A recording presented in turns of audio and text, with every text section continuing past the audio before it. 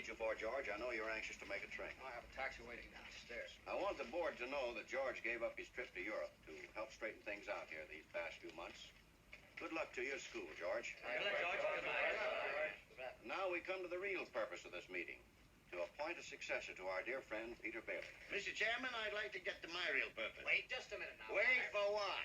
I claim this institution is not necessary to this town. Therefore, Mr. Chairman, I make a motion to dissolve this institution and turn its assets and liabilities over to the receiver. Body is dirty, contemptible. I'll ring this next time. George, did you hear what that was? It's too soon after Peter Bailey's death to talk about chloroforming the building and loan. Well, I think he's Peter right about Bailey that. died 3 months ago. I second Mr. Potter's motion. Very well. In that case, I'll ask the two executive officers to withdraw. But before you go, I'm sure the whole board wishes to express its deep sorrow at the passing of Peter Bailey. Thank you. It was his faith and devotion that are responsible for this organization. I'll go further than that. I'll say that to the public, Peter Bailey was the building and loan. Oh, that's fine, Potter, coming from you, considering that you probably drove him to his grave. Peter Bailey was not a businessman. That's what killed him. Oh, I don't mean any disrespect to him, God rest his soul. He was a man of high ideals, so-called. But ideals without common sense can ruin this town. Now, you take this loan here, Ernie Bishop. You know, that fellow that sits around all day on his brains in his taxi, you know. I happen to know the bank turned down this loan. But he comes here, and we're building him a house worth $5,000. Why? Well, I handled that, Mr. Potter. You have all the papers there, his salary, insurance. I can personally vouch for his character. Friend of yours. Yes, sir. You see, if you shoot pool with some employee here, you can come and borrow money. What does that get us? A discontented, lazy rabble instead of a thrifty working class.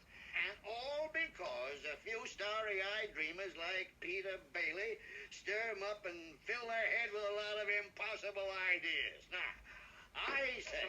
Just a minute. Just a minute. Now, hold on, Mr. Potter. Just a minute. Now, you're right when you say my father was no businessman. I know that. Why he ever started this cheap penny-ante building and loan, I'll never know. But neither you nor anybody else can say anything against his character because his whole life was... Why, in the 25 years since he and Uncle Billy started this thing, he never once thought of himself. Isn't that right, Uncle Billy? He didn't save enough money to send Harry to school, let alone me. But he did help a few people get out of your slums, Mr. Potter. And what's wrong with that? Well, here, you're all businessmen here. Doesn't it make them better citizens? Doesn't it make them better customers? You said that what'd you say just a minute ago? They had to wait and save their money before they even thought of a decent home? Wait for what? Until their children grow up and leave them? Until they're so old and broken down that... you know how long it takes a working man to save $5,000? Just remember this, Mr. Potter, that this rabble you're talking about, they do most of the working and paying and living and dying in this community. Well, is it too much to have them work and pay and live and die in a couple of decent rooms and a bath? Anyway, my father didn't think so. People were human beings to him, but to you, a warped, frustrated old man, they're cattle. Well, in my book, he died a much richer man than you'll ever be. I'm not interested in your book. I'm talking about the building and loan. I know very well what you're talking about. You're talking about something you can't get your fingers on, and it's galling you. That's what you're talking about, I know. Well, I've said too much. You're the board here. You do what you want with this thing. There's just one thing more, though. This town needs this measly one-horse institution, if only to have some place where people can come without crawling to Potter.